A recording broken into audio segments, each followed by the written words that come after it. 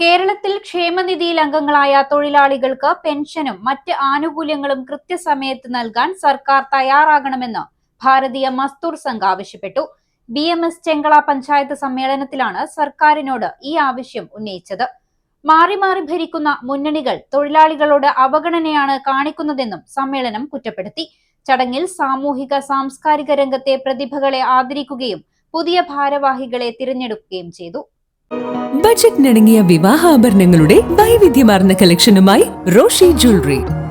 Diamond ആഭരണങ്ങളുടെ ഏറ്റവും പുതിയ ഡിസൈനുകൾ ഏറ്റവും കുറഞ്ഞ പണിക്കൂലിയിൽ. Roshi jewellery, gold and diamonds, bank road and കോട്ട് റോഡ്, കാസർഗോഡ്.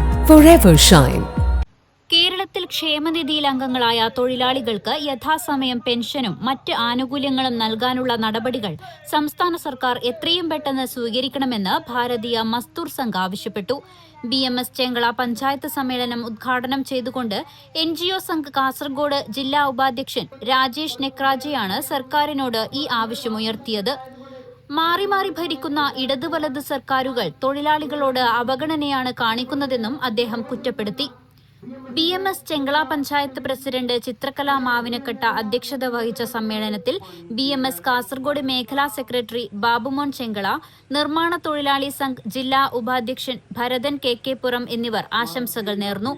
BMS ജില്ലാ സെക്രട്ടറി KV ബാബു സമാരോപ പ്രഭാഷണം നടത്തി. സമ്മേളനത്തിന്റെ ഭാഗമായി സാമൂഹിക, സാംസ്കാരിക, കലാകായിക, വിദ്യാഭ്യാസ മേഖലകളിൽ കഴിവ് തെളിയിച്ച വ്യക്തികളെയും വിദ്യാർത്ഥികളെയും ചടങ്ങിൽ ആദരിച്ചു. BMS ചെങ്കള പഞ്ചായത്ത് സെക്രട്ടറി രഞ്ജിത്ത് ചെർക്കള സ്വാഗതവും പ്രദീപ് പുണ്ടൂർ നന്ദിയും രേഖപ്പെടുത്തി. അടുത്ത 3 വർഷത്തേക്കുള്ള പുതിയ പഞ്ചായത്ത് ഭാരവാഹികളെയും സമ്മേളനത്തിൽ തിരഞ്ഞെടുത്തു. പ്രജിത്ത് മാളങ്കൈ പ്രസിഡന്റായും അവിനാഷ് മാവിനക്കട്ട സെക്രട്ടറിയായും ഗിരീഷ് പുണ്ടൂർ ഖജാൻജിയായും തിരഞ്ഞെടുക്കപ്പെട്ടു. യശോദ ചൂരിപ്പള്ളം, ചിത്രകല മാവിനക്കട്ട, നന്ദീഷ് പുണ്ടൂർ എന്നിവരാണ് വൈസ് പ്രസിഡന്റുമാർ. ജോയിന്റ് സെക്രട്ടറിമാരായി രഞ്ജിത്ത് ചെർക്കള, അനിത ചൂരിപ്പള്ളം, ഭരതൻ KK പുറം എന്നിവരെയും കൂടാതെ 7 അംഗ കമ്മിറ്റിയെയും സമ്മേളനം തിരഞ്ഞെടുത്തു. News 40 live, Kasaragod.